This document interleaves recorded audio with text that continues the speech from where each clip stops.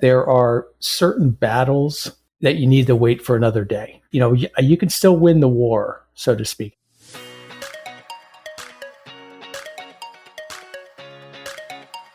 Welcome to the Insurance Refocused podcast, where we're highlighting real agent stories and how they are innovating to respond to the changes and challenges happening in the independent insurance industry. My name's Lindsay, and I can't wait to introduce you to my amazing co-host, who just so happens to be my mom, Carey Wallace. Mom, how you doing today? Linz, I am having a fantastic day. I want you to know there are two huge herons out my window posing for me. I got the best pictures. I'm super, super excited. You have no idea. Did you get it with your nice camera or your iPhone camera? My nice camera too. Like, it stayed there long enough for me to capture it. I'm still waiting for the gator to slow down so I can make it happen. But these two birds were like my best get this week. I'm super excited. So it's really funny. Jeff White from Hawksoft messaged me the other day and was asking me if I had a fun fact about you. And I was like, Jeff, you're giving me way too much power right now. Do you know what kind of damage I could do right now? And he was like, okay, be nice, but like, give me a fun fact, because she's coming on our podcast and we want to like intro her with something. And so I said that in your free time, you like to do photography with, and you just got a nice camera. So, that's really funny that you were like, I just got a good picture of a heron.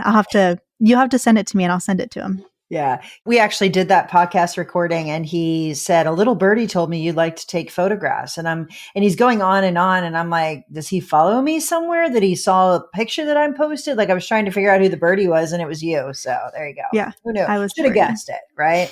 Yeah. Well, I'm super pumped. Our guest we have on today has been on multiple times before. It's the next edition in our Rob Bowen series in order to follow along in his recent acquisition. If you haven't listened before to these episodes, there are 2-3 potential episodes out there. I can't remember if this is okay. There's 2 episodes already out there. So this is the third update of Mr. Rob Bowen's acquisition recently that he did, that we've just been following along and seeing how things are going. So, hey, Rob, great to have you on today. Lindsay and Carey, always a pleasure, always an honor. And now that you are a married woman, congratulations. Just wanted to put that out there quickly. Thank you very much. I know I'm dealing with name change craziness. Oh, God, that's probably worse than insurance. It's insane. Well, the insurance is part of it. I mean, you have to change your name on like all of your insurance things. So you start first with the Social Security office, but I've tried 3 times online and the website refuses to take my submission. So I'm going to have to go wait in the Social Security office downtown Charleston sometime soon. That's a problem for another day though. Yes. So that is super fun. Well, how you doing? What's new? I am good. All is good. Just got back from a week's vacation out in Glacier National Park. Nice. Strongly recommend that. There's no cell service and you're in the middle of nowhere. It was magnificent. Nice. That sounds lovely. Oh, it's beautiful. Did a lot of hiking, saw a lot of animals. So it was really cool. It was fun. And you just went to Killing Commercial down in the Keys. So you've been like a traveling fool lately. Yep. It was hot.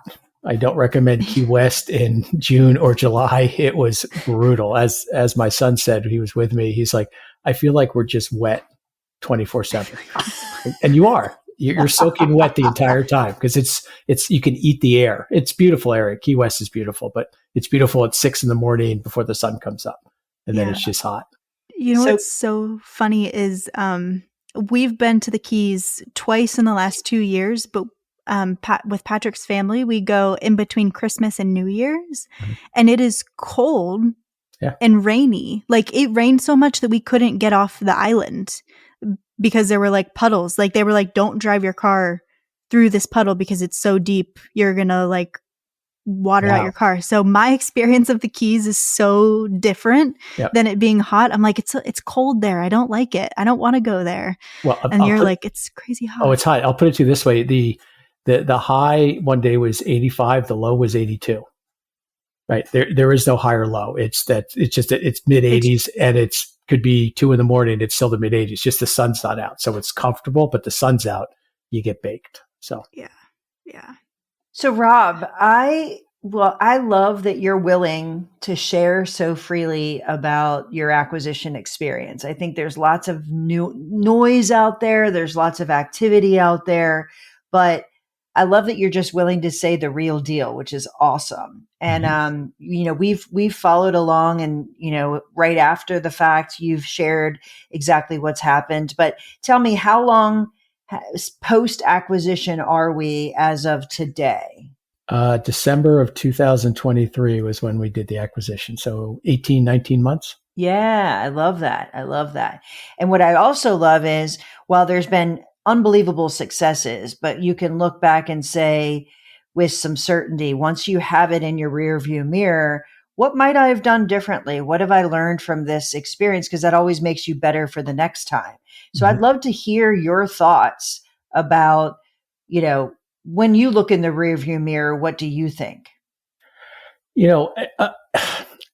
I think it was one of those things, you don't know what you don't know. I tried very hard to be prepared. I interviewed a lot of people. I've said this before, and I'm going to say this all the way to my grave. Without Carey Wallace, this thing doesn't happen. The comfort factor of knowing I got a good valuation, I know what I'm paying for, all of that. So, but I think what I've learned is that there are certain battles that you need to wait for another day. You can still win the war, so to speak. And I'm not saying we're in my agency right now, we're battling each other, but it's just more of an expression. There's certain times where you kind of go, you know what? Is this really important? Do we need to make sure this gets done right now this way? No, probably not. Let's be a little more empathetic of the team members who are dealing with a lot of change, who are dealing with a lot of, their world got flipped upside down. And I think, that empathy, just to say, okay, you know what? Here's the hard rules. Here's the things we are going to do. We are going to go in a management system. We are going to use a CRM. Do we need to do everything else? No. But let's gradually introduce it, show them the value of it. It's like an internal sales. Here's the value of this. Here's how it's going to make your life easier. And certain battles took longer than I thought. But eventually, by having communication and talking to people and saying, hey, this is going to make your life easier, or I have someone else that can do this for you. Here's why. And we've talked, you hear this on almost every podcast. Well, we've always done it this way and it works. And it's hard to argue against that because it does work. So it's like trying to say, well, but we could do it faster, quicker. But the other thing I've learned too, is that it's how you talk. Carey, you've taught the industry how to talk in revenue.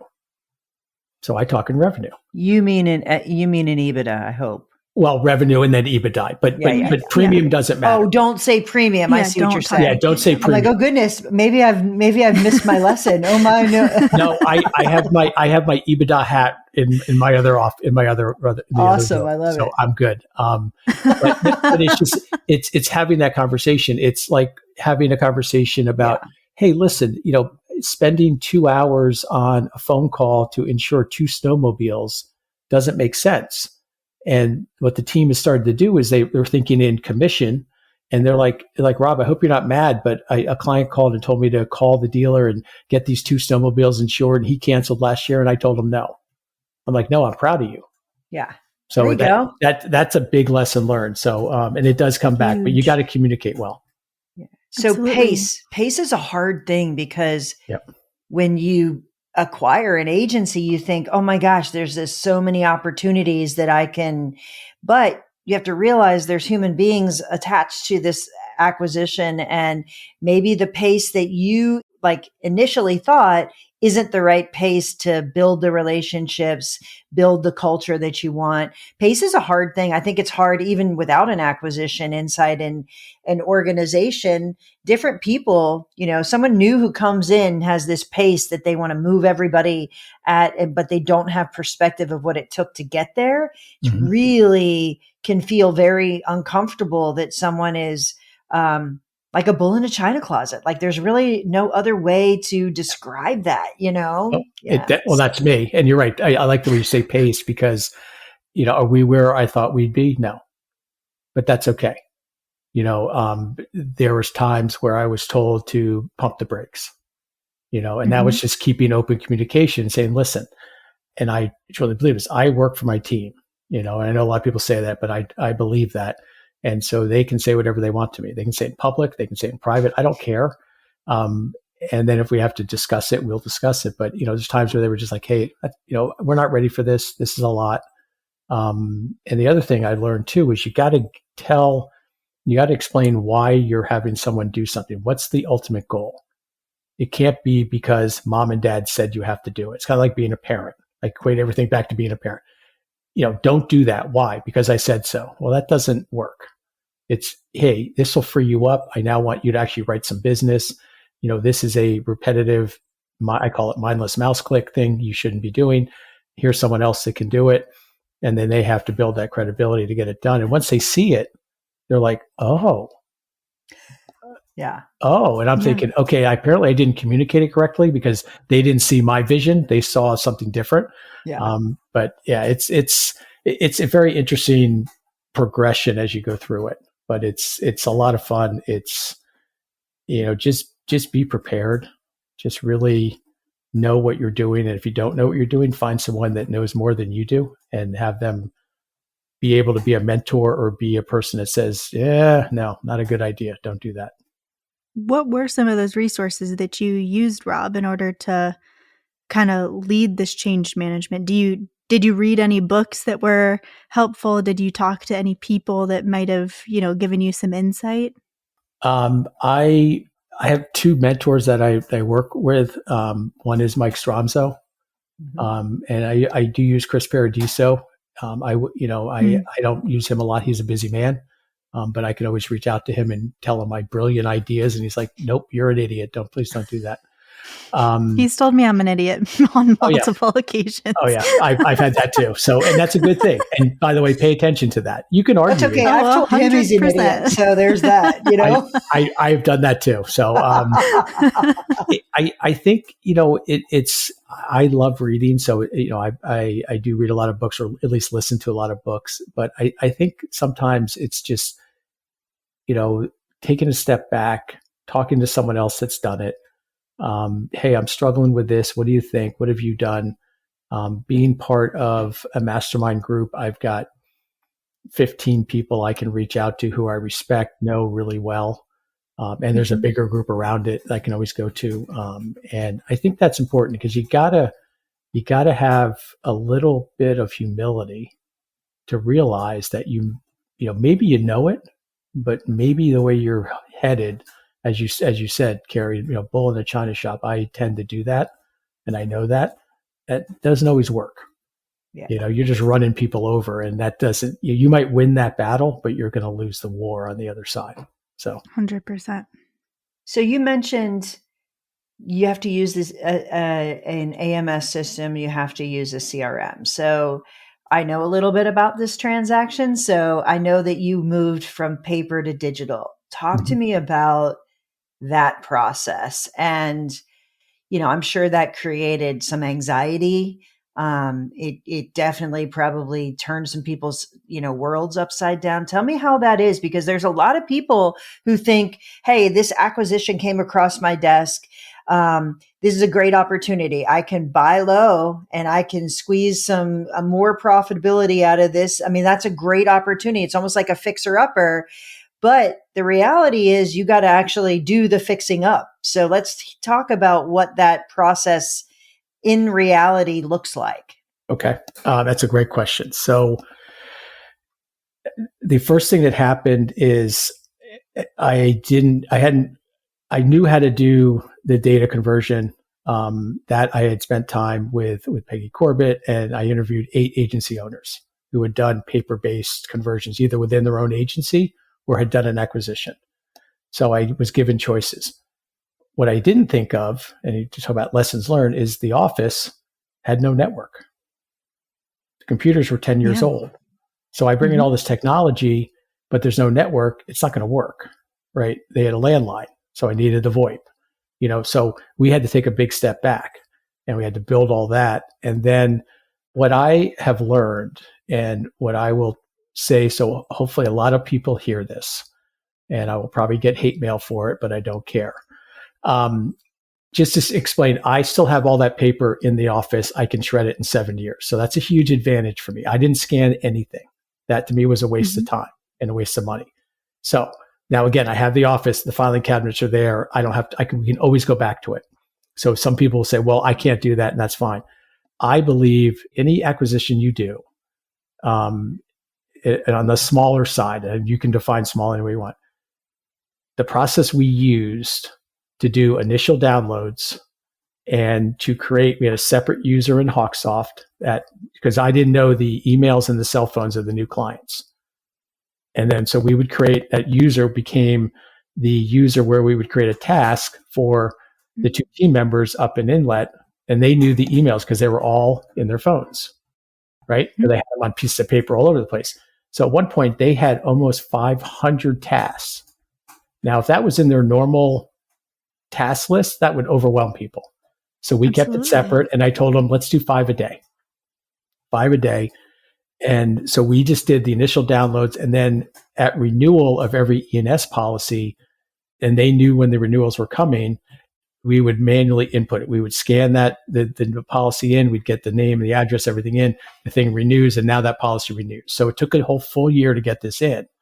The reason I know it's right is because I got the information from the insurance companies.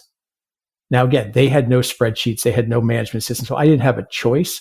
But I think even if someone has a management system, number one, how much do they charge you to get the data? Absolutely. A lot.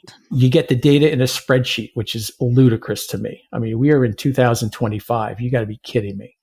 I personally, when I converted from EasyLinks to Hawksoft, it was a small book of business. I had to pay $1,000 for a tiny book of business, and I had to get 2 spreadsheets, 6 weeks apart, because EasyLinks had to wait 6 weeks from my first request to my second request, which was ridiculous.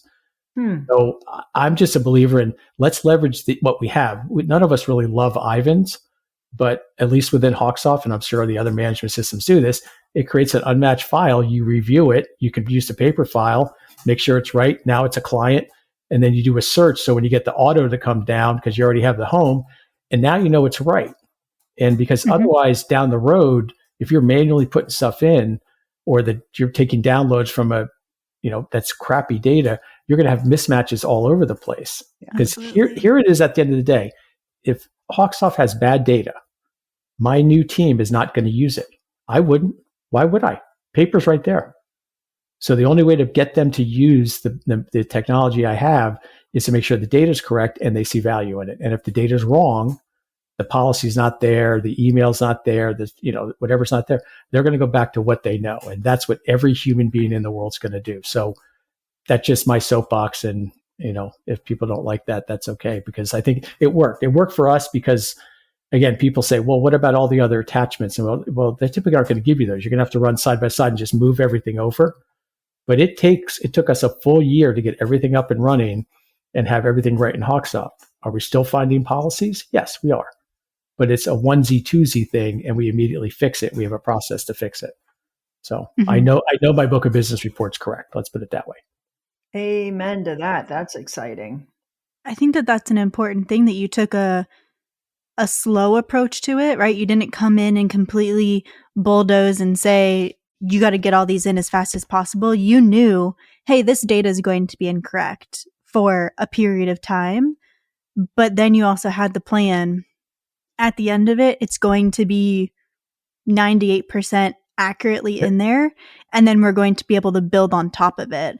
I think that's a much more measured approach and strategic approach than, hey, let's import this entire spreadsheet that, hey, it's probably 75% wrong already, and see where we get from there. Yeah. That's always tough. And to your point, Lindsay, which is a good point. The other thing too is, I've heard other agents say, well, I'm just going to have my account managers do it. Well, if you have 3 account managers, they're all going to do it differently. And what's their source data, right? Their source data could be wrong. Right? Could be the other management system which is wrong. Could be a piece of paper that's wrong. Why not just get it from the carriers?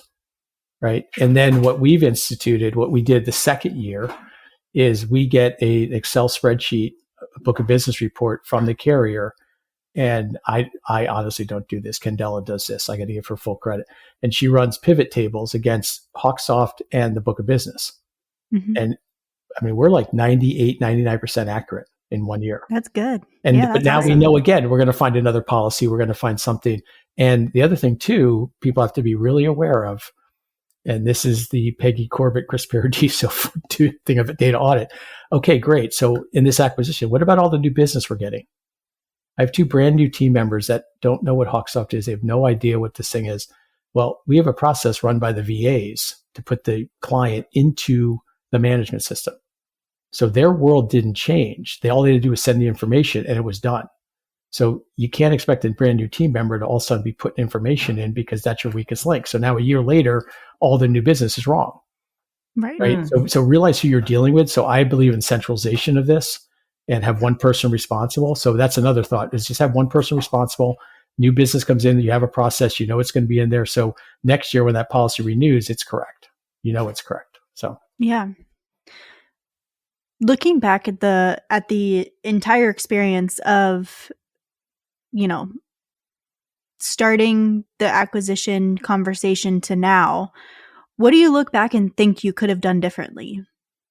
One of the things that came out yesterday, as I was talking with another gentleman who does a lot of acquisitions, and I'd never thought of this, is prior to the acquisition, prior to really signing the contract and everything, is reach out to all the carriers that you're acquiring. Even if you have an appointment, just to let them know what's going on. And the reason I say that is I had 3 carriers that would not appoint me. Mm-hmm. Just wouldn't. Now, they were smaller books of business, but the amount of time we've spent trying to move those books of business, and they're $40,000, $50,000. They're not, now what if it had been $1 million, $2 million book? And, Carrie's nodding her head. Well, no kidding, Rob, you should have done that. It never dawned on me, ever. I just assumed I buy a book. It's with X company, and all they're going to do is change the code from the seller code to my new code. And I even said to them, I wrote a very nasty email, so that's probably why they didn't respond to me. But I said, listen, nasty email? I don't know what you're talking about, Rob. It took like 3 emails prior, and then I swung. But I said, listen, all I want is a code. So we can service these clients correctly. I will not write any more new business. I will not, you can, whatever you need. Oh no, we're not appointing in New York. I said, I understand that. I get that, but this is an exception. Why can't you just hit a button and do it? Nope, can't do it. So I had 3 of them that did that to us. Ironically, one of them, because this is the value of LinkedIn. I went to LinkedIn, found someone who was some SVP at the company, and I just started going after them a little bit and just messaging them and asking them, saying, hey, listen, here's what I'm trying to do. Here's the issue I'm dealing with. Is there a way to work this? Can you help me with this? I just need your marketing reps are doing a great job. They're doing what they're being told by you guys, but you're a senior person. Let's figure this out. They wouldn't do it. And then finally, after 9 months, they're like, okay, we'll finally give you an appointment. And they did. And we were able to BOR some stuff and write new business and go through it. But, that was eye-opening to me. So, think that through. Don't assume, and definitely over-communicate with all the parties in the acquisition. Even MGAs. We had some MGAs that were like, well, and I'm like, well, I don't need 7 MGAs. I need 4. So now we're going to start BORing stuff. And that got complicated. And I'm like, oh my God, this is crazy. But yeah. So I recently took over a lot of our agency focused intro calls and just talking to people. Hey, what are you trying to do? How can we help? And recently I've gotten a couple of agency owners that they're calling because they want us to help them analyze an acquisition, right? Hey, is this a good idea? Should I do it? And they're not coming from the standpoint of I have an existing book of business.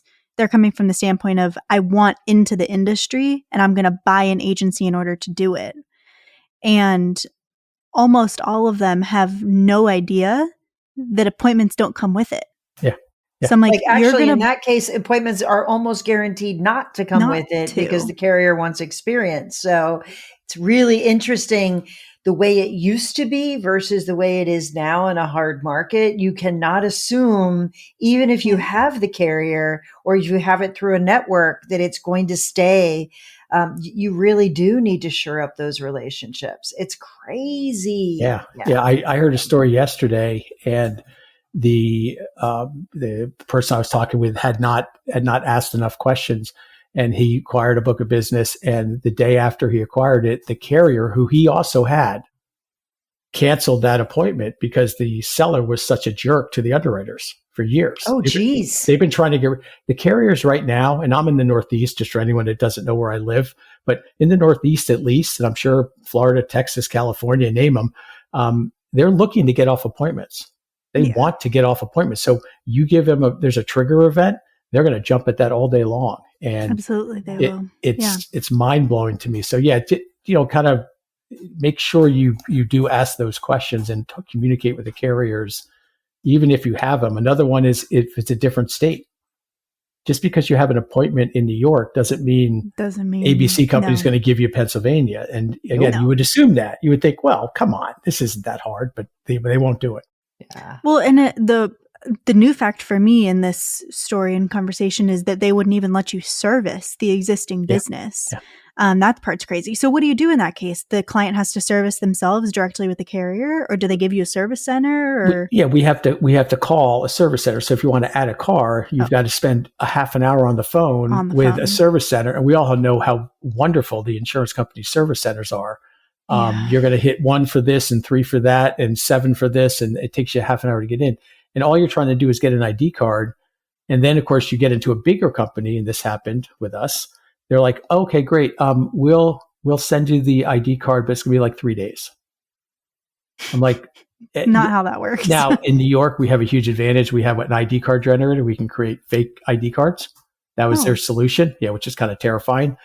So at least we have a solution to do it. But most states, you don't have that, because we also have 3 barcodes. So we have very special things. So we get a special little app. But most states, you can't do that. So what do? How do you get that car off the lot? You have to wait 3 days, because the service center, that person doing the endorsement is not the one creating the ID card. That goes down chain. Some of them, we have to tell the client, and we've told we have a couple clients, they will not appoint us. We do not have access. We do not have an appointment, and you need to call this number. So we give them the number and call. Here's another side to it.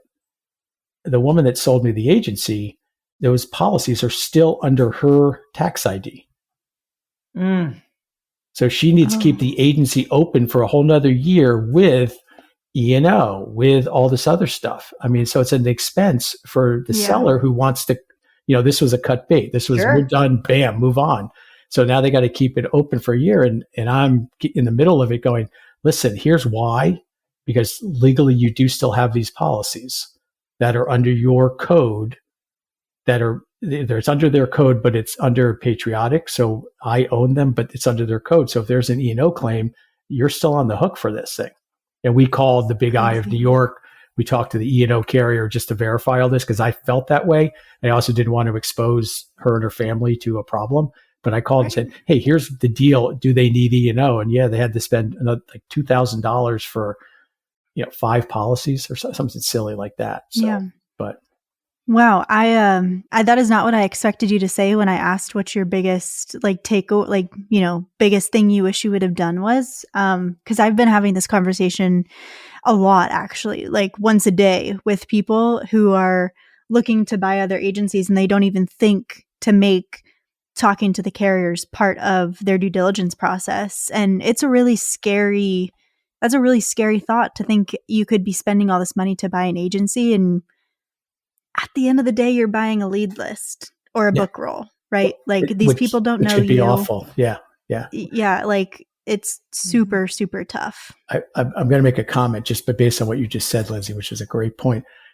And I see it in the Facebook groups. Too many people are focused on the financials, and those are important. Right? That's what you guys do. I mean, it is important to value it and get an EBITDA number. That's all critical.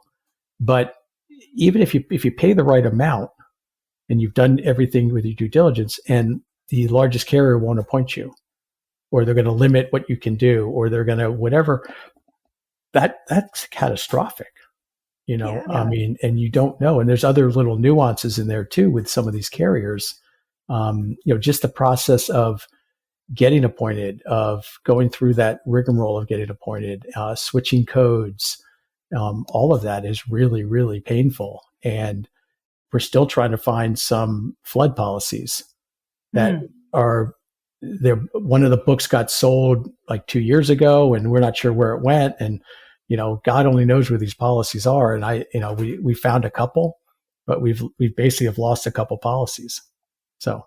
Yeah, Rob, I think the moral of the story is, make the right financial decision, but don't forget the relationship side of this business. It is huge. It's with people, it's with culture, it's with contracts, it's with referral partners, it's with your customers. Like, that part should not be minimized. In fact, it is what makes the book transferable and makes it predictable. So it could check all the boxes in the black and white spreadsheets and those other things that are maybe not as easy to find a box to check could really change the trajectory of what you've bought. In your case, it's worked out really, really well. We're not painting this as a not successful situation, but even in hindsight, you saying that, you had a small challenge with that there, that could have been a very big challenge in someone else's journey for sure. Well, to me, it's a lot of time you spend on minor little things. And I don't like that.